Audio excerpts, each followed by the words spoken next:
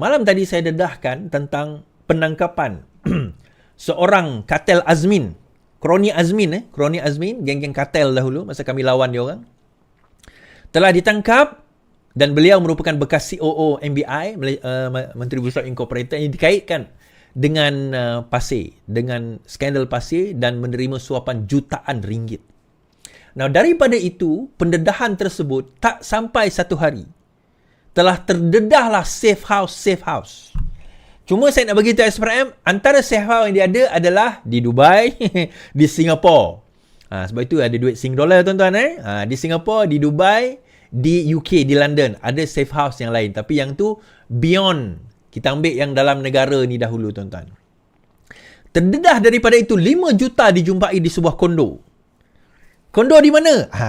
Kita tahu. Tapi tak payah nak cerita lah. Sebab dalam siasatan SPRM kan. Hari ini, terdedah lagi tuan-tuan. Skandal pasir. 2 lagi lokasi diserbu. Ahli politik akan dipanggil. Thank you. Made in Malaysia. Kantoi Azmin. Suruhanjaya Pencegahan Rasuah Malaysia SPRM menyerbu 2 lagi lokasi yang digunakan untuk menyimpan wang susulan siasatan terhadap dakwaan skandal konsesi perlombongan pasir di Selangor. Ketua Suruhanjaya SPRM Azam Baki mendedahkan wang Singapura dolar berjumlah 74,000 atau 243,000 ringgit dan Singapura dolar 78,000 atau 256,000 dirampas di 2 lokasi berasingan di Lembah Kelang, membawa kepada jumlah lebih 500,000 ringgit. Selain itu, katanya SPRM juga mendapat maklumat ada wang yang jumlahnya tidak didedahkan dilaburkan di Singapura. Macam saya kata. Dan juga mungkin ada dibuat penyimpanan di bank-bank lain. London. Dubai. Ahad lalu SPRM menyerbu sebuah pangsa puri di Kuala Lumpur disyaki digunakan tempat menyimpan wang rasuah dan menyita wang berjumlah 5 juta ringgit atau 1.529 juta Singapore dollar. Wang itu dikatakan untuk membiayai kegiatan politik seorang pemimpin pembangkang. Terdahulu SPRM menahan bekas pegawai kanan di Menteri Besar Selangor MBI, ahli perniagaan yang rapat dengan seorang pemimpin politik, seorang pemandu serta pegawai syarikat penerima konsesi. Semua mereka berumur 40 tahun. Setakat ini, 15 orang telah dipanggil untuk memberi keterangan. Sementara itu, SPRM juga akan memanggil ahli politik yang dikaitkan dengan seorang daripada 4 suspek selepas ini. Tahniah SPRM. Mana mau lari? Mana mau lari Azmin? Gimana tu Min? Dia akan dipanggil buat masa yang difikirkan sesuai oleh pegawai penyiasat saya, kata Azam. Katanya, seperti lazimnya, SPRM perlu mendapatkan segala bukti yang kita rasa wajar dan telah disahkan, barulah orang berkenaan akan dipanggil. Dia akan mendedahkan kedudukan ahli politik itu sama ada daripada blok kerajaan ataupun blok pembangkang. Oh, itu soalan cepu mas, katanya. Saya akan beritahu bila masanya yang sesuai, katanya. Jangan risau. Masanya sesuai akan tiba. Masa sesuai akan tiba. Kerana apa, tuan-tuan? Yes. Ini adalah pendedahan daripada Cikgu Bat tahun 2018. 6 tahun yang lalu. Saya tak main habis sebab 8 minit. Kita dengar. Pejabat keadilan dalam report yang kita ada ialah menggunakan pejabat keadilan, menggunakan pejabat SUK, pejabat ESCO untuk beroperasi dan menggunakan premis-premis kerajaan untuk beroperasi. Maknanya dan player dalam ini semua dan pemalsuan surat dan sebagainya. Hari ini yang saya nak dedahkan ialah berkenaan dengan sebuah bagaimana operasi pasir ini merompak dan secara sistematik. Saya mulakan dengan memperkenalkan syarikat KKSB. KKSB ni apa? Kumpulan semester berhad.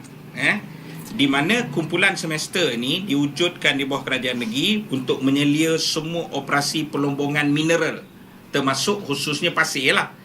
Memberikan hak dan sebagainya pengeluaran pasir. Saudara, di dalam kumpulan KKSB ini, ia telah ada seorang CEO yang merupakan CEO dia yang dilantik Abdul Rahman, nama CEO-nya. Kemudian saya nak ke belakang sedikit. Pada tahun 2016 telah ditubuhkan sebuah syarikat yang dipanggil Selpam Missionary Sdn Bhd yang mulanya dikenali sebagai sebuah anak syarikat KKSB.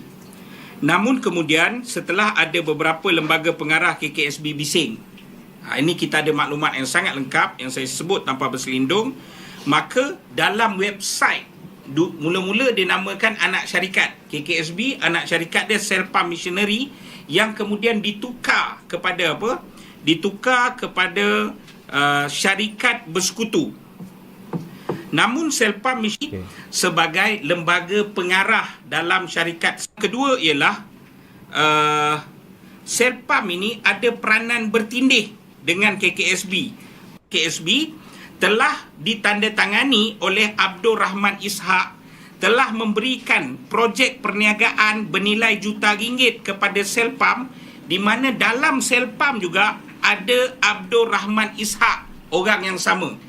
Maknanya saudara, saya beritahu, Abdul Rahman Ishak, KKSB, tanda tangan surat bagi kepada Selpam. Selpam ni siapa ada dalam? Abdul Rahman Ishak juga. Lebih menarik lagi, dua orang daripada lembaga pengarah Selpam telah menubuhkan sebuah syarikat pasir yang dinamakan Tupai Sari Sdn Bhd dengan pendaftaran 107 Nabi Sali.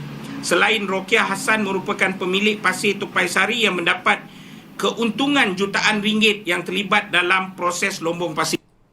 Masuk pilihan gaya pakai duit pasir yang kamu buat secara penuh korupsi dan penipuan. Dalam perkara ni pula, satu lagi sindiket pasir, macam mana berlaku?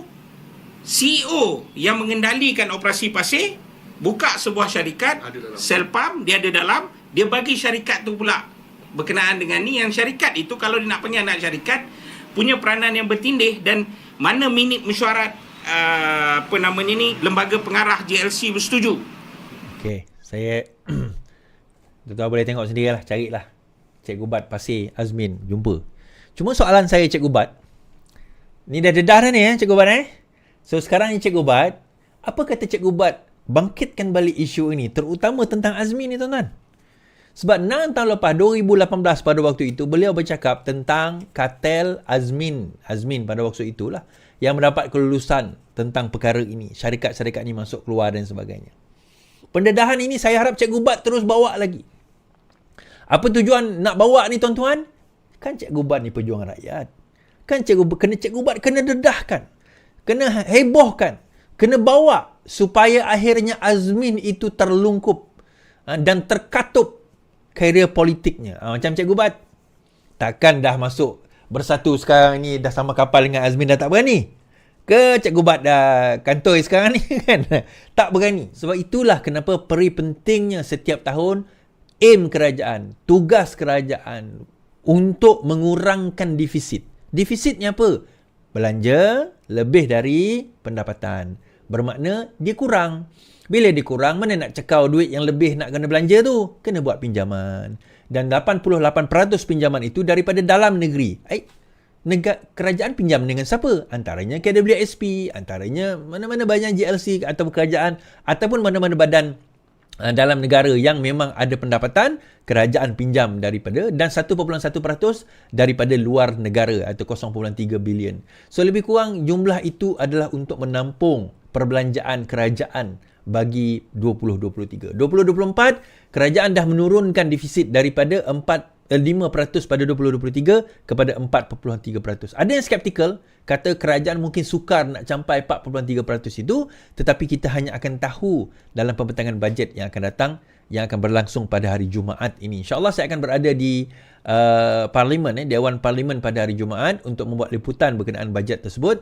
Dan insyaAllah saya cubalah yang terbaik untuk memastikan kalian cuba dapatkanlah reaksi-reaksi dan juga komentar-komentar daripada ahli parlimen berkenaan dengan bajet tersebut. InsyaAllah kita cuba membawakan bajet 2025. Dikatakan 3 perkara yang akan ditekankan oleh bajet 2025 ini. Yang pertama, kerana bajet ini menekankan mestilah Saya tak ingat sangat exactly saya ada tulis itu, lama dah saya dapat briefing ni. Tapi salah satunya mestilah menguntungkan kerajaan, of course. Yang mendatangkan pendapatan lebih kepada kerajaan. Kedua, tidak membebankan rakyat. Yang ketiga ni saya lupa. Apa berkaitan dengan apa? Saya tengok yang bukan kita. Tetapi tidak membebankan rakyat. Malah apa sahaja benda yang boleh bagi relief kepada rakyat, maka itu dilihat sebagai perkara apa orang kata yang akan ditekankan oleh bajet madani ini. Now, adakah dia akan jadi bajet yang favorable atau tidak? Kita sama-sama tunggu.